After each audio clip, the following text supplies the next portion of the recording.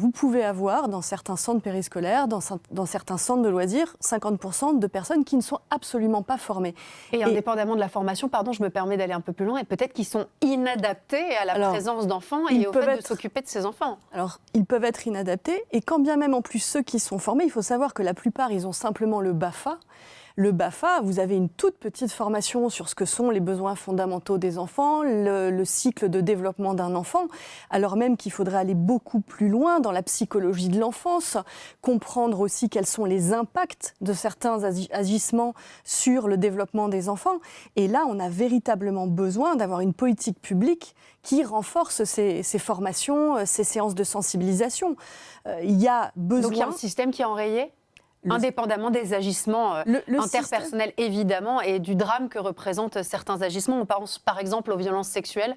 Oui, le système est là, et disons que le mécanisme pour les signaler n'est pas très clair. Il peut être parfois un peu opaque, et il peut parfois s'arrêter parce qu'une personne a décidé que la plainte n'irait pas plus loin.